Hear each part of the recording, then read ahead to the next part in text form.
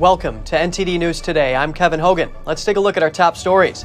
An oil industry leader warning that President Biden is putting the U.S. in a precarious position by draining the emergency stockpile, while Biden denies he's doing it to help Democrats in the midterms. Dozens of House seats could flip in the November election. We look at 8 of the key races to watch out for. Delaware Congresswoman Lisa Blunt Rochester faced off with her Republican challenger Lee Murphy in an open debate. Inflation and abortion were among the top issues. Iranian troops are allegedly on the ground in Ukraine, assisting Russia with drone strikes on civilian targets. We bring you the latest and analysis from an accomplished Middle East diplomat.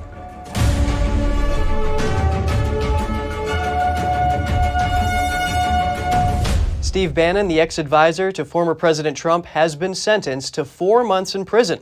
Here's what he said just before the sentencing. Bannon was also fined $6,500, but he doesn't have to pay or go to prison just yet.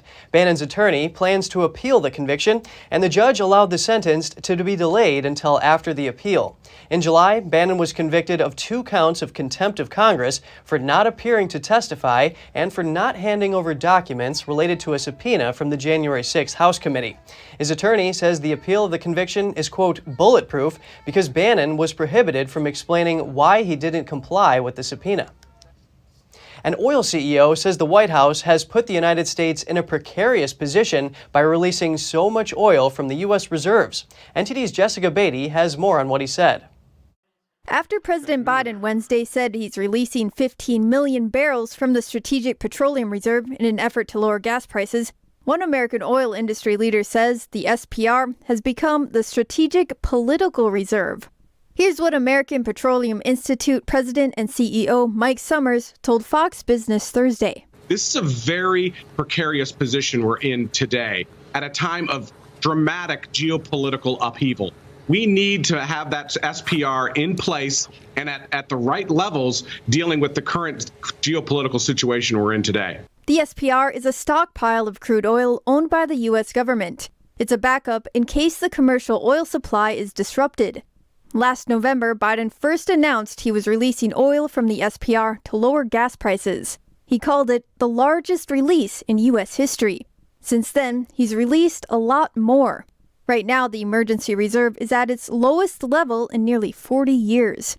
But the difference now, according to oil industry leader Mike Summers, is we use 27% more oil than we did back then, suggesting we should have more oil in the reserves. Some Republican lawmakers and oil industry officials have accused Biden of misusing the SPR for political reasons. They allege Biden is releasing the oil now to try to keep gas prices lower before the midterms, which could help Democrat candidates. But Biden Wednesday denied those claims. I've been doing this for how long now? It's not politically motivated at all. Biden has blamed high fuel prices on Russia's invasion of Ukraine. But oil industry leader Mike Summers blames Biden's policies, which he says have clamped down on U.S. oil production. Summers told Fox under Biden, federal oil leases are at record low levels. He said federal leases haven't been this few since World War II. This week, the White House said it plans to refill the SPR when oil prices fall below $72 per barrel. Jessica Beatty, NTD News. U.S. railroad companies rejected a new sick leave proposal yesterday from a union of track maintenance workers that is threatening to go on strike. The Brotherhood of Maintenance of Way employees says it will strike as soon as November 19th without a new labor deal.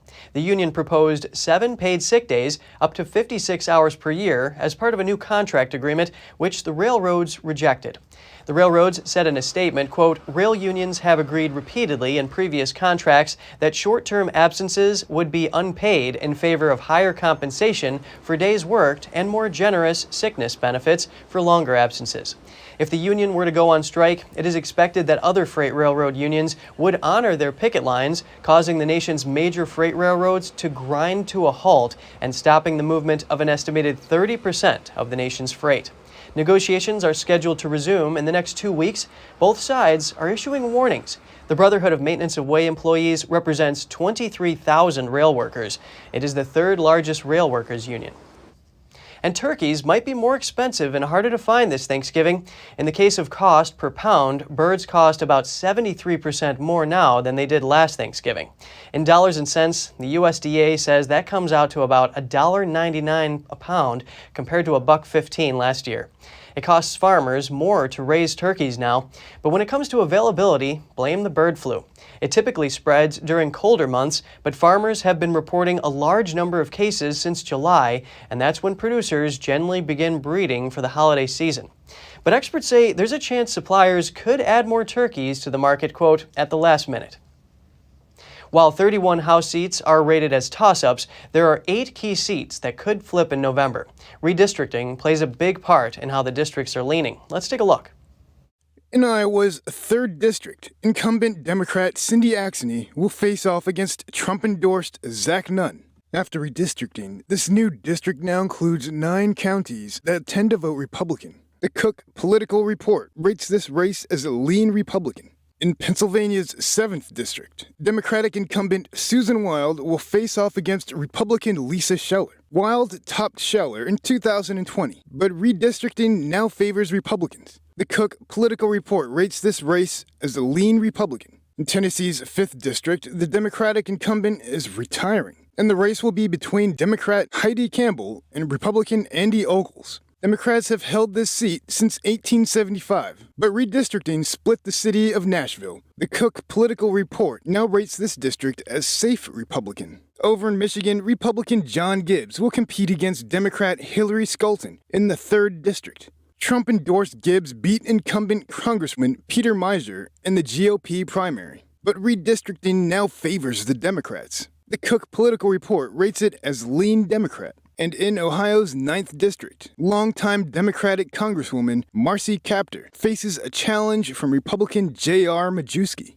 Under the new map, the district now includes Ohio's more conservative rural northwestern corner, while Democratic-leaning Cleveland is no longer in the district. The Cook Political Report rates it as a toss-up. Staying in Ohio, longtime Republican Congressman Steve Chabot could be unseated by Democrat Greg Landsman. Redistricting now puts Chabot at a disadvantage. The Cook Political Report rates it as toss-up. Over in Texas, District 15, first-time candidates Democrat Michelle Vallejo and Republican Monica De La Cruz are vying for an open seat. The Cook Political Report rates it lean Republican after redistricting. And in New Hampshire's 1st District, incumbent Democrat Chris Pappas faces a challenge from Republican Caroline Leavitt. The Cook Political Report rates it as toss-up. And over in Delaware, the University of Delaware held a debate last night for the 2 candidates running for the state's sole congressional district. Let's take a look at what they discussed.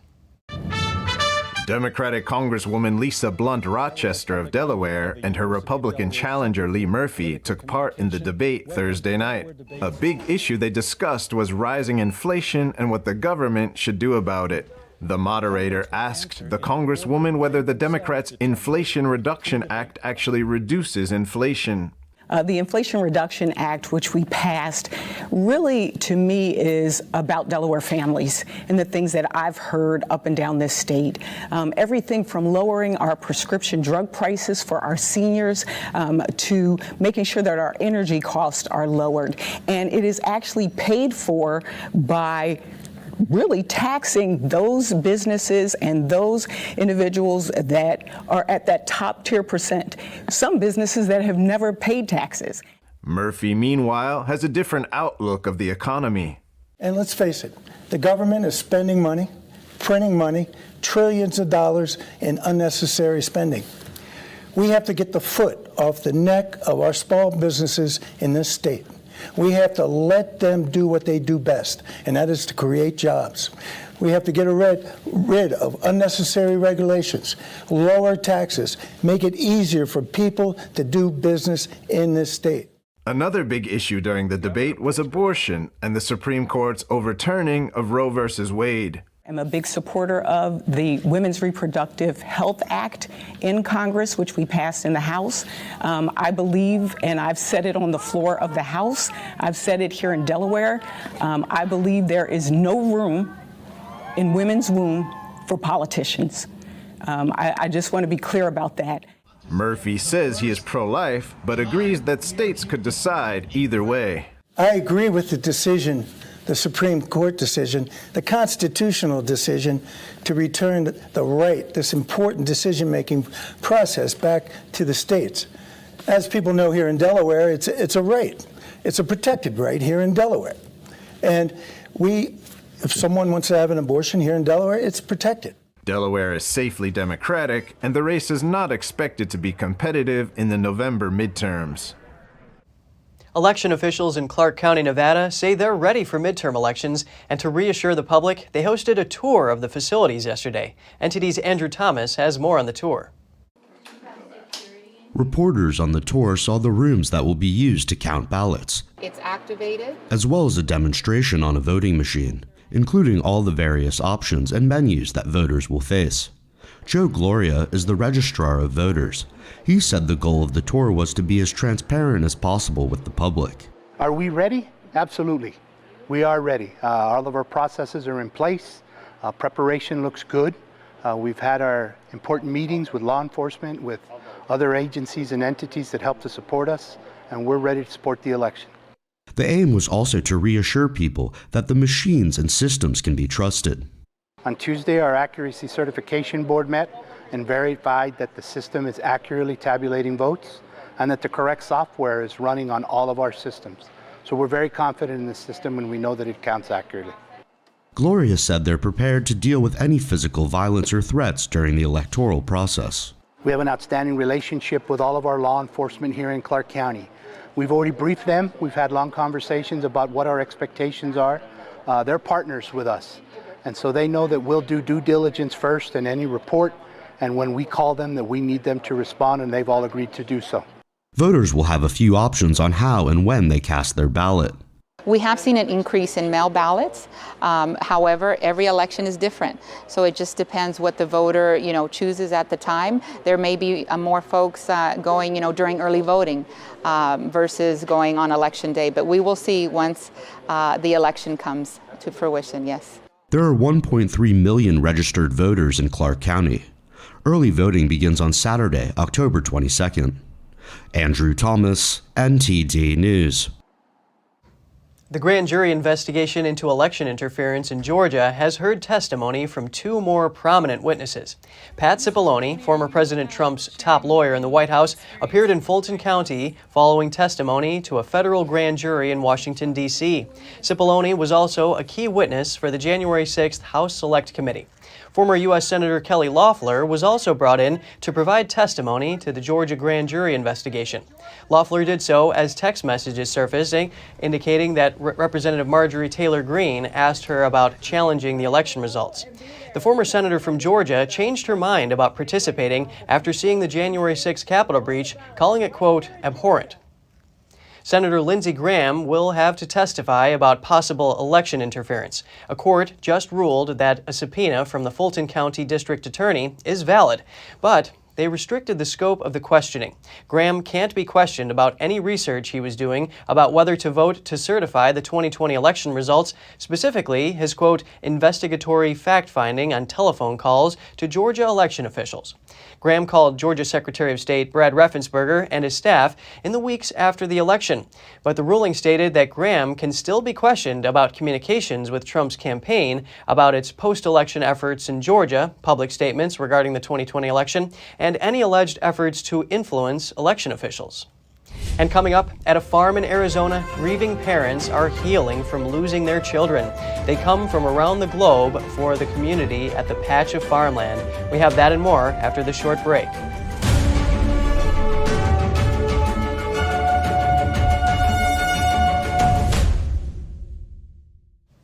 Florida Governor Ron Desantis yesterday pledged no vaccine mandates for children in Florida schools. This after CDC advisors recommended adding COVID-19 vaccines to the immunization schedule for children in a unanimous vote.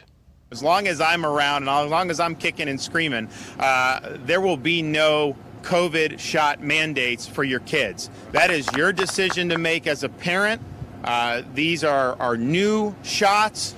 I get a kick out of when people kind of compare it to MMR and stuff, things that have been around for decades and decades.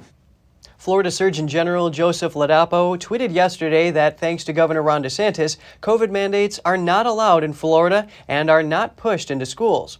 He also wrote that he continues to recommend against COVID vaccines for healthy kids. Hurricane Ian is proving to be a costly disaster. More than $1 billion in federal support has been provided to Florida and residents affected by the storm. According to FEMA, $545 million has gone to households and over $300 million to the state. Some of the ways the federal funding is helping Floridians recover: nearly 6,000 free roofs through Operation Blue Roof, providing disaster unemployment assistance, and covering hotel stays for those who need it. Also, the U.S. Small Business Administration has provided $130 million in disaster loans to employers, and the National Flood Insurance Program has paid out $98 million to at least 40,000 people who filed flood insurance claims. The U.S. Environmental Protection Agency said it's investigating whether Mississippi state agencies discriminated against the state's majority black capital city by refusing to fund improvements for its failing water system. The announcement came days after leaders of 2 congressional committees said they were starting a joint investigation. The water crisis left most homes and businesses in Jackson without running water for several days in late August and early September.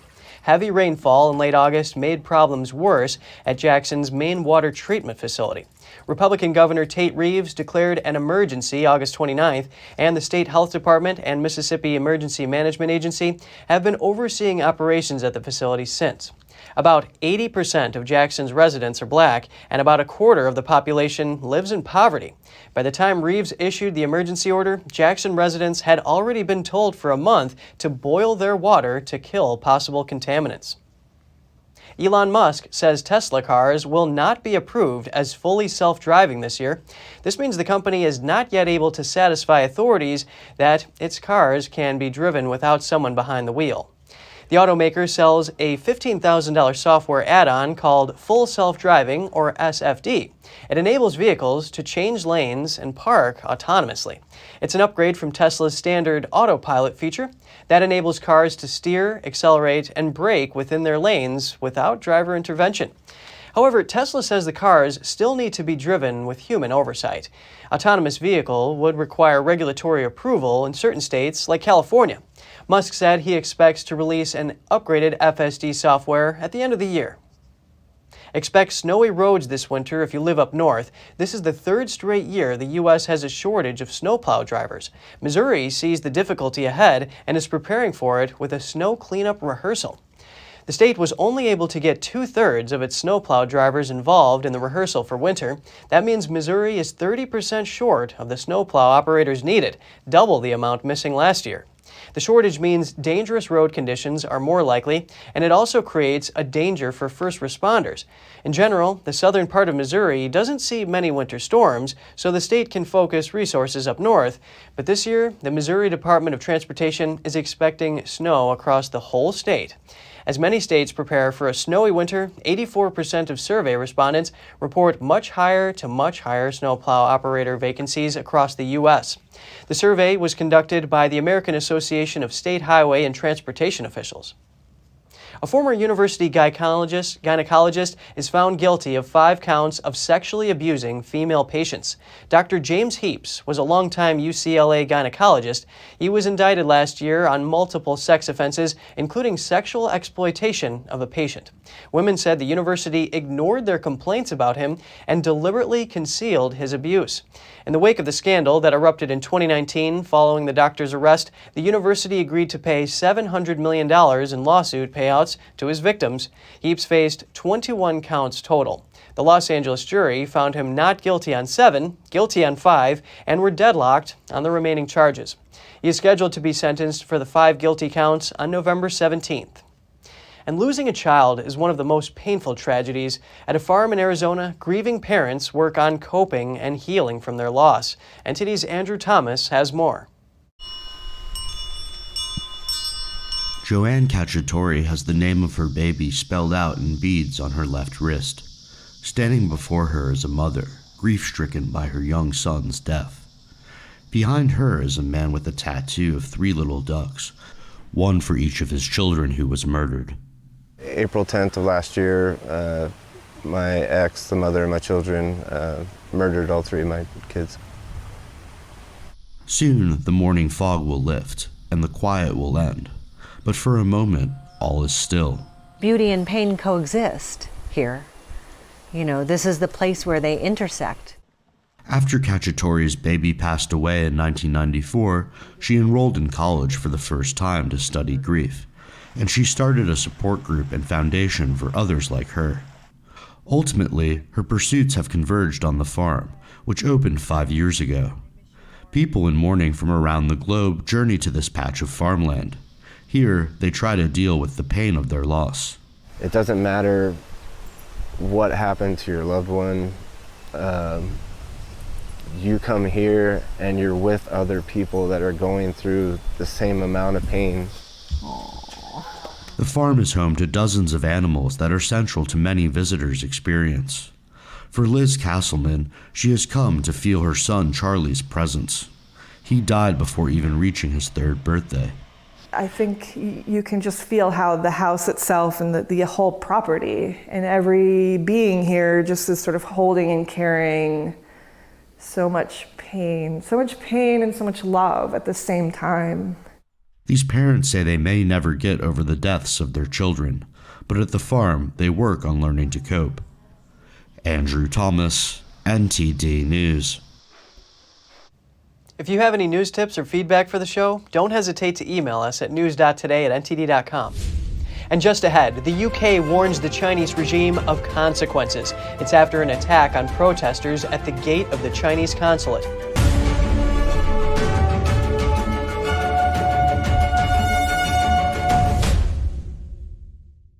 Communism is evil. Oh, come on. Listen, if you're as tired of the censorship as I am, I've actually got good news for you. Check out epictv.com. It's a brand new censorship-free video platform where you can find not only my show, but other deep documentaries, great programs, and honest movies that bring you the news without all the spin and the fake narratives. So, I'll see you there. As Americans, it seems like other people have been telling us what to do, how to live, and how to think. But that's not how we founded the greatest nation on earth. During times of powerlessness, we found power. And we found power through taking action. Through action, we find solutions. And through solutions, we find freedom. The supply shortage has made it harder than ever to keep your shooting skills sharp at the range. Introducing Strikeman, a laser firearm training system that allows you to practice your shooting skills at home without wasting a dime on ammo. Using our laser cartridge, target, phone mount, and award-winning phone app, become a proficient shooter in under 2 weeks. Create training templates with firearm drills, and get live feedback with progress tracking on your shot accuracy and shot times. Beat personal records and compete with friends and family to crown the best shooter in the group. Put the power back in your hands with Strikeman. Attention Camp Lejeune employees. If you were a contractor or non-military employee who worked at Camp Lejeune, North Carolina prior to 1988 and developed any of these cancers or suffered any of these injuries, you may be eligible for significant financial compensation. Leaking underground tanks contaminated the drinking water with benzene and other highly carcinogenic chemicals. Call Camp Lejeune victims to discuss your case now. If you don't win, you pay nothing. 800-245-2189.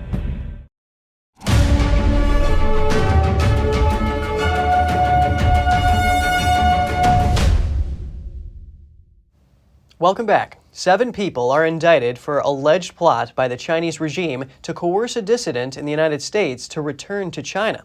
2 were New York residents and were arrested yesterday morning. The remaining 5 defendants are at large in China. One arrested suspect allegedly acted under the direct orders of various Chinese communist officials. It was to conduct surveillance on the Chinese national and to try to coerce the individual back to China. The FBI says the victim had fled to the United States due to persecution in China. The indictment states that the efforts went back to at least 2017.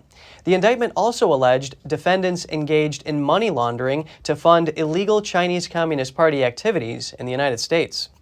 And Britain has warned that diplomatic consequences will follow if China does not waive immunity for officials charged with assaulting a protester at the Chinese consulate in Manchester. PMs pressed the government to go further and take action before the police investigation concludes, but the consulate denies dragging the protester in. Mr. Speaker, Foreign Office Minister Jessie Norman told MPs that the Chinese ambassador has been summoned over the incident that a Hong Kong pro-democracy campaigner was dragged into the grounds of the Chinese consulate in Manchester and beaten. We have made it absolutely clear to the Chinese embassy that the apparent behaviour of consulate general officials during the incident, as it appears from the footage, which even now more of which is coming out as we discuss this, is completely unacceptable. Greater Manchester Police have started an investigation and said it's a complex and sensitive inquiry and may take some time. Norman said the Foreign Secretary will wait for the result of the independent police investigation. And let me be clear that if the police determine that there are grounds to charge any officials, we would expect the Chinese consulate to waive immunity for those officials. If they do not, then diplomatic consequences will follow. Conservative former leader Sir Ian Duncan Smith used an urgent question in the House of Commons to ask about the role of the Chinese Consul General, Zhang Shiyuan. Zhang admitted to Sky News that he had pulled the hair of the protester and said it was his duty because the protester had insulted his country and his leader. But I now urge the government to be much, much clearer than just using diplomatic language. I urge the government to make it clear in the light of this new evidence that it's not just unacceptable that any consulate individual should have taken part in anything like this, but that any consulate individual who is proved to have been one of the perpetrators of this outrageous and violent attack on Mr. Chen will be made persona non grata immediately and sent back to China. The attacked Hong Kong protester spoke at a press conference in central London on Wednesday. Bob Chang said he and others were holding a peaceful anti-government protest outside the consulate on Sunday when masked men came out, tore down the protesters' banners and dragged him inside the building's gates. Because I was near the gates, they pulled me inside. Police tried to pull me back out but didn't succeed. So in the end, I was pulled inside and was beaten up. Chang said consulate staff beat his eye and the corner of his left eye was swollen. His head and back still hurts. The worst part is his spine and there are some internal injuries. He had to be rescued by a police officer who would not normally be allowed on consulate grounds without permission due to fears for his safety. I believe the UK is a very safe place with freedom of speech. That consulate staff can so brazenly pull someone inside and beat them up in broad daylight is unimaginable. It's shocking that this should happen. Chang said he fears for his family's safety and said he will be silenced, but he's committed to helping with the investigation. The Chinese consulate in Manchester claimed in a letter to police that protesters had stormed the compound and members of staff had been injured. Zhang, the consul general, claiming Chang was dragged into the grounds because he would not let go of a staff member's neck. Google was hit with a $161 million fine from Indian regulators over anti-competitive practices. The Competition Commission of India imposed a penalty of about 13 billion rupees on Google. That's for abusing its, quote, dominant position in multiple markets in the Android mobile device ecosystem. The Commission has also asked Google to modify its conduct in relation to anti-competitive practices. In its inquiry, the Commission concluded since Google owns the Android operating software and allows some of its own products to come pre-installed, it has an unfair edge in the market. Google is yet to comment publicly on the matter. India's competition watchdog is also separately investigating Google's in-app payment system and its business conduct in the smart TV market. And just ahead, who will replace Liz Truss as the United Kingdom's next Prime Minister? We'll tell you what we know so far here on NTD News Today.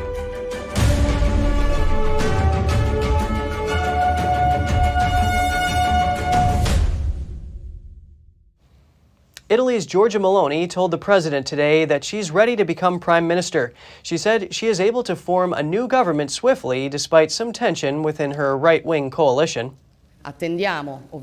Obviously, we now await the decisions of the President of the Republic, whom we thank for his magisterium at such a particular moment in the nation's history, and obviously we're already announcing that we're ready because we want to proceed as quickly as possible. Thank you all and have a good day.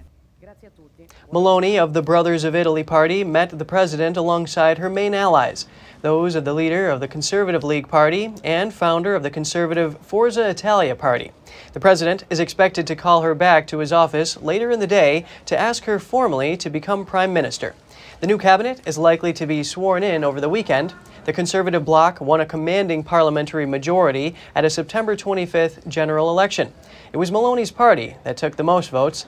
The victory put her in position to become Italy's first female prime minister. Who will replace Liz Truss as Britain's prime minister? Truss announced her resignation after just 44 days in office, the shortest term in British history, leading to yet another leadership race. Here's more. Rishi Sunak, who was runner-up against Truss over the summer, is a firm favourite.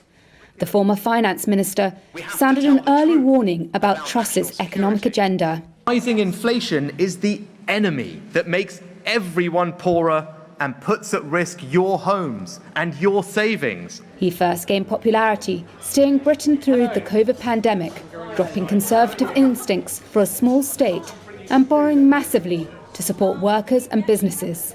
He was the preferred candidate amongst Conservative MPs in the summer leadership race, but lost out in the membership vote. Many of them saw him as responsible for Boris Johnson's downfall. Which brings us to the next potential candidate. And it's perfectly true that I leave not at a time of my choosing. Johnson was kicked out of office in July following a string of scandals and still faces an investigation for allegedly lying in Parliament about parties held during lockdown. However, the face of Brexit was once seen by many as a vote winner. In the 2019 general election, he won votes in parts of the country that had never backed the Conservatives before. Johnson was on holiday in the Caribbean when Truss announced she was quitting, but British media reports on Thursday suggested he was flying back. Seemingly loved and loathed in equal measure, some Conservative MPs may quit if he wins. Hasta la vista, baby. Thank you. The third candidate likely to enter the race is Penny Mordaunt. A former Defence Secretary, she only just missed reaching the final two in the summer leadership race. Mordaunt, like Johnson and Sunak, was a passionate supporter of leaving the European Union and is seen by some as having broad appeal in the party. The PM is detained on urgent business. She won plaudits for her performance in Parliament on Monday when she defended the government, even as it reversed most of its policies. The Prime Minister is not under a desk, as the Honourable Lady. Jeremy Hunt, the current finance minister, has ruled himself out. To enter the contest, the candidate needs the votes of 100 MPs by Monday. Any more U-turns? Thank you, sir. Footage released by NATO on Thursday shows fighter jets from the U.S., Italy, and Poland. They're flying in the skies over NATO's eastern flank as part of NATO's air shielding mission. The lineup of aircraft included Italian Eurofighters, Polish F-16s, and MiG-29s, as well as United States F-22s. The planned one-day series of maneuvers was conducted from Łask Air Base in Poland on October 12th. NATO's air shielding mission is an increased air and missile defense posture along the alliance's eastern flank, implemented in the wake of Russia's invasion of Ukraine. Iran is advising its citizens not to go to Ukraine, and it's urging ones already there to leave the country. This comes after the U.S. accused Iran of providing drone support to Russia. We bring you some analysis from a key player in international diplomacy. Please welcome Aryeh Lightstone, former special envoy for the Abraham Accords and author of Let My People Know. Thank you for your time today, Aryeh. Thank you for having me. The White House says Iranian troops are directly engaged on the ground in Crimea, helping Russia use Iranian-made drones to attack Ukraine's power stations. What is the significance of this? We shouldn't be surprised by this. If we can remember when the Russia invasion of Ukraine happened, The only place that Russia was invited in polite company at that point in time was when Russia was pushing America to get back into the Iran deal. At that point in time, I was on your station saying that we shouldn't be calling this the Iran deal. We should be calling it the Russia-Iran deal. Russia and Iran are linked in meaningful ways, and therefore it's not surprising that when Russia needs reinforcements, that not only are they using Iranian technology, but they're using Iranian troops in order to perfect the use of that technology. So you touched on the Iran deal. What is Israel's role in this? Well, Israel has an immediate existential threat by Iran if Iran gets a nuclear weapon. Under President Obama, essentially there was a glide path to a internationally endorsed nuclear weapon in the so-called Iran deal. President Trump wisely exited that deal. The Iranians weren't even following by that deal. And then President Biden on day number one has tried to force our foreign policy to get back into that Iran deal. And basically what that did was said, Iran, you can make it. And we are not only going to enable you to rejoin the community of nations, but we're going to fill your coffers with so much money that way you're going to be rebounding back in a meaningful way. Now, we know what happens when Iran's coffers are filled. They fund Hezbollah, they fund the Houthis, they create terror all around the world, and they build up their infrastructure from South America all the way to the Middle East. It's an immediate existential threat to Israel, but it's a threat to all of the West. What can we expect to see happen with these terror groups with Iran's coordination with Russia here? Yeah, so what you'll have is some pretty advanced drone weaponry sitting in Crimea right now, but attacking, and you'll notice, not military installations, but electrical power stations. It's a direct attack against civilians, which the Iranians are fantastic at. They avoid direct military-to-military interactions because at the end of the day, they're likely to lose those, but they are fantastic terrorists. They shoot from civilian areas at civilian areas in order to cause the most harm to civilians. This is their MO, and this is what they're actively doing right now. And to me, it's terrifying because the greatest cause or the greatest loss in war are the civilians sitting on the side. What does Iran gain from helping Russia in Crimea? Well, Iran gains further strengthening of their alliance with Russia. And you've seen China and Russia and Iran become stronger and stronger together, less in order to be able to fight Ukraine, but to push back against the West as a whole. And when people say the West, at the end of the day, they're talking about the United States of America. You talk about choosing sides here. Now, the Biden administration is looking to mount international pressure on Tehran to stop helping Russia. What do we expect to see happen? I doubt that people will take the Biden administration all that seriously. It's very difficult for us to now convince our international allies that because they've now put drones in Crimea, that suddenly the entire Biden administration policy towards Iran is the opposite. You'll even look at the language that they use talking about the Iranian troops, a small amount of troops. Who cares whether it's a small amount of troops or a large amount of troops? You have Iranian troops actively working with the Russians to attack Ukraine. Doesn't matter if it's one or it's a million. It's a meaningful action by a country that we should be standing strongly against and not sending them mixed messages. Very in-depth analysis here. R.E.A. Lightstone, former special envoy for the Abraham Accords. Thank you so much for your time today. Thank you for having me. Russian President Vladimir Putin on Thursday inspected a training ground for mobilized troops. It's intended to show his personal support for soldiers heading to fight in Ukraine. The training ground is in a city southeast of Moscow. Putin was accompanied by Russia's defense minister, who briefed him on the training. Footage showed a figure who appeared to be Putin lying flat on the ground and firing a rifle. The visit came a day after Putin raised Russia's war footing and declared martial law in 4 occupied regions of Ukraine. Putin last month declared a partial mobilization to call up hundreds of thousands of extra troops. He said last Friday the mobilization would be over within 2 weeks, and on Thursday he ordered all Russia's regions to do more to support the army's needs. And if you have any news tips or feedback for the show, don't hesitate to email us at news.today@ntd.com. And coming up, coastal communities in Denmark grow food in underwater gardens. Members pay about $65 annually to enjoy the harvest of mussels, oysters, and seaweed. And warm weather threatens the future of skiing and snowboarding in New Zealand. One ski destination has closed 3 weeks early due to a lack of snow. Stay tuned for more on that when we return.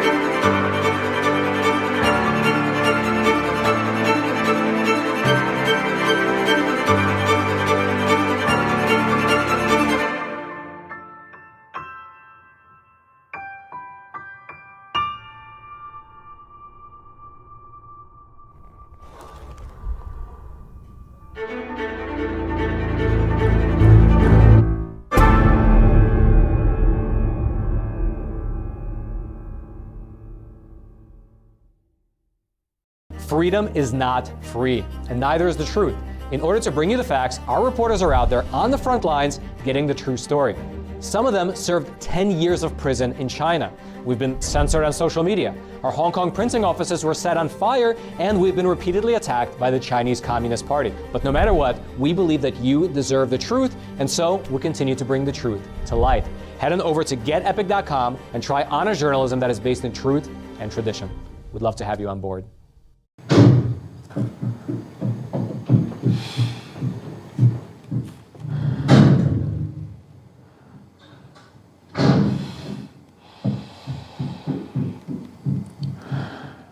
I love you!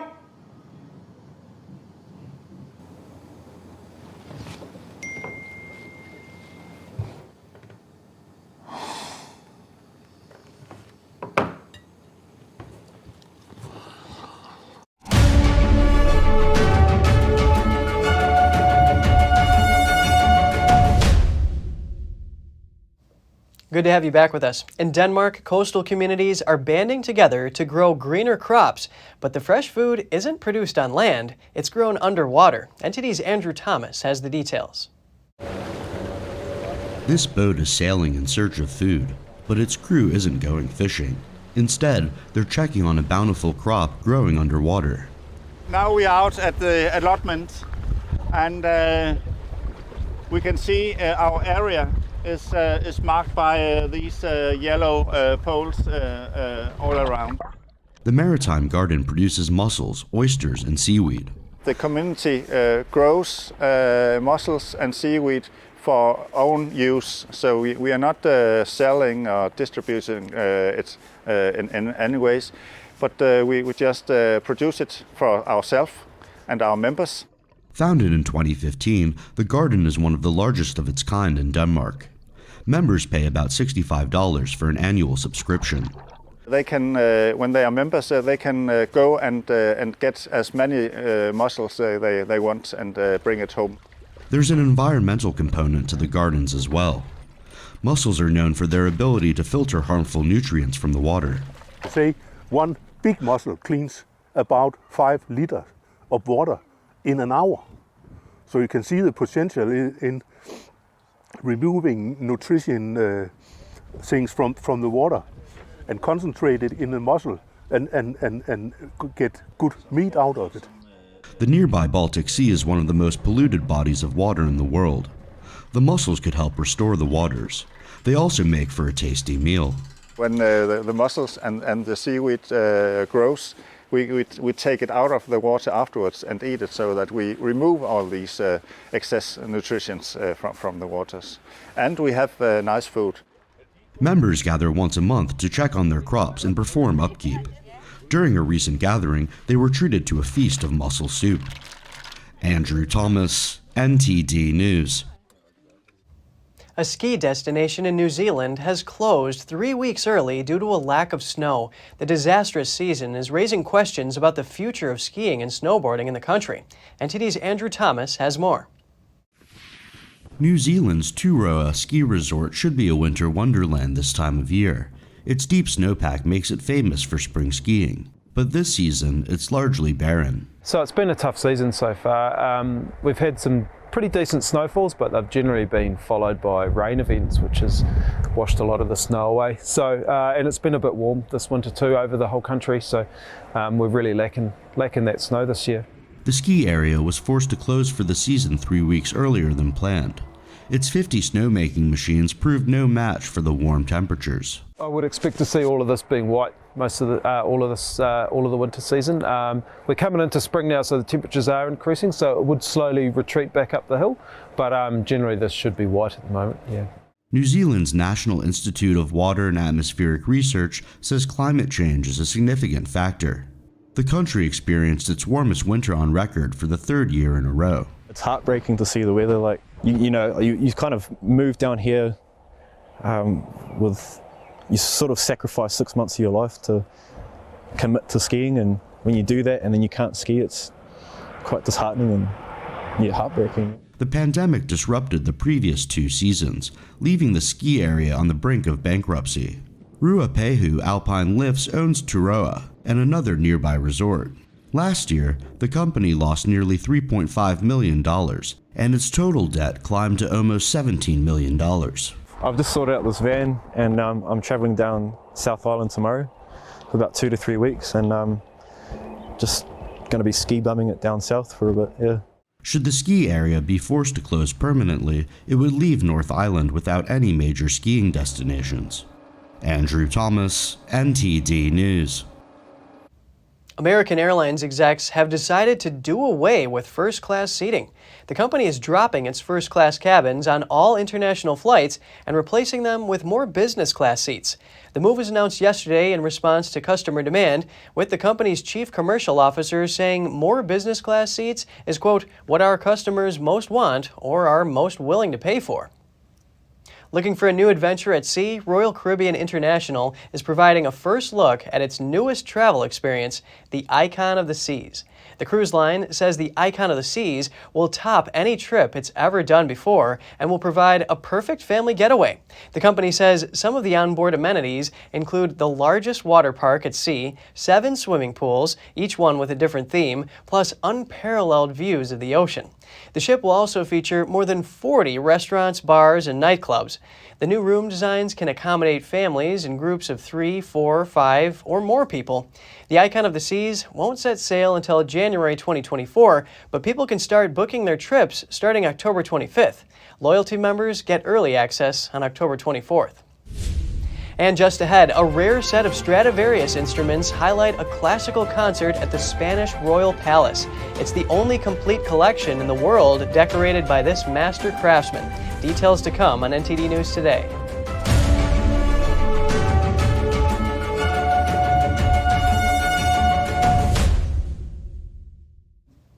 Spain is celebrating 250 years since the arrival of Stradivarius instruments at the Royal Palace. The violins and violas are the only full collection in the world decorated by the master craftsman. The music of Joseph Haydn's 7 Last Words streams through the Royal Palace of Madrid. Playing on this rare set of Stradivarius instruments is the La España Quartet, named after one of the most famous melodies of the Renaissance.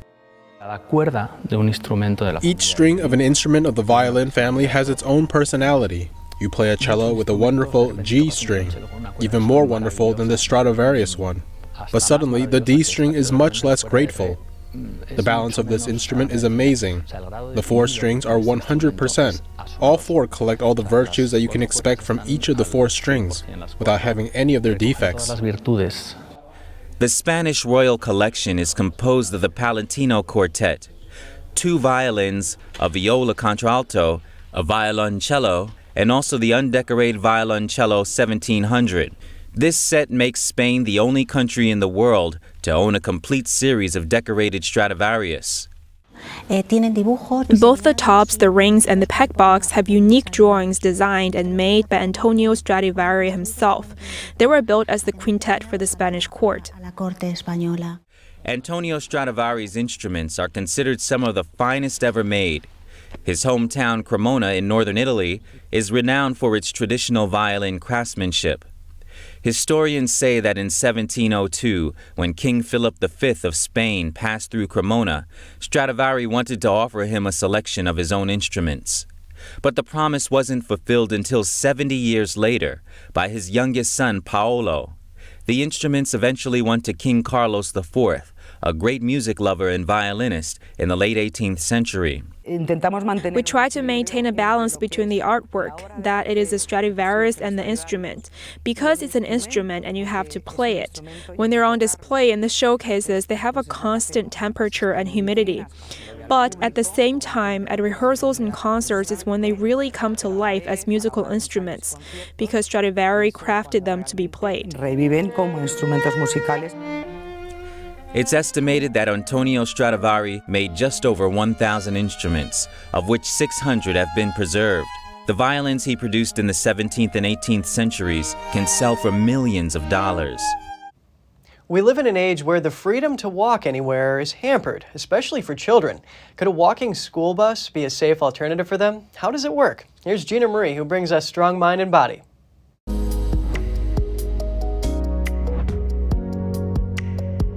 Walking to school where you live close enough sounds like a great idea. The children get their dose of fresh air and are energized before their classes. But in the US, only about 11% of children walk to school, and that rate hasn't changed in a decade. A new study measured whether active commuting persists over time. Researchers in New Jersey surveyed parents and caregivers about school travel habits between 2009 and 2017. They found that more than 3/4 of the children who engaged in active commuting continued to do so and were 7 times more likely to continue the habit. So why is this important? Well, most kids don't achieve the level of recommended physical activity, which is 60 minutes per day. Active commuting is one way to get that activity. Schools and communities need to encourage active commuting in the early grades. Where parents perceive their neighbourhoods safe from crime, the children were 2.5 times more likely to engage in active commuting. The most persistent barrier to active commuting is the distance to school. If distance is the impediment, perhaps parents could arrange remote drop-off points for a walking school bus. Volunteer parents could chaperone the trip. This would certainly reduce the twice-daily vehicle congestion around schools. This is certainly something to consider if your young ones aren't getting enough physical activity. One of the most endangered species in the world in Mississippi. The Institute for Marine Mammal Studies has recorded a Kemp's Ridley sea turtle nest on Ship Island. They're typically found in South Texas and Mexico. The nest was documented by a National Park Service ranger on the island earlier this year. Protective signage and barriers are protecting the hatchlings, and the nest has been monitored by experts for months during surveys of the island. Following the BP oil spill in 2010 and numerous hurricanes, the findings are good news for the islands. 4 other nests on the beach are likely to contain loggerhead sea turtles. Experts say the fact that there are sea turtles on the island show that restoration efforts have established a habitat fit for sea turtle nesting. A Texas woman is recovering after she was gored by a bison. Rebecca Clark shared this video on social media in the hopes of educating others. She says she was on a hike earlier this month in Caprock Canyon State Park when she came upon several bison.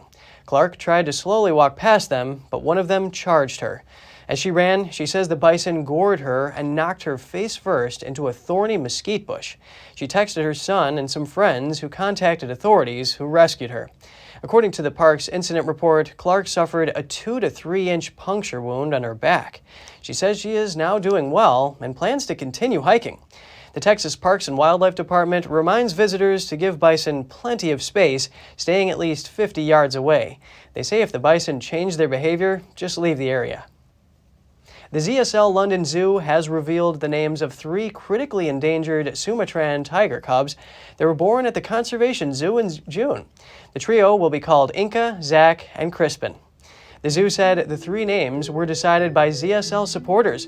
They competed for a chance to name them at the charity's safari in the gala last month. The auction raised nearly $60,000. Female Inca and males Zach and Crispin are part of a global conservation effort to protect their species. It's part of a collaborative European breeding program among zoos. With only around 300 Sumatran tigers left in the wild, the 3 new cubs are a major boost to their species. And that's all for today's program. We're really glad to have you with us. Please send us an email if you'd like to tell us something. We're going to put it on screen. For podcasters, that's news.today@ntd.com. I'm Kevin Hogan, NTD News, New York City.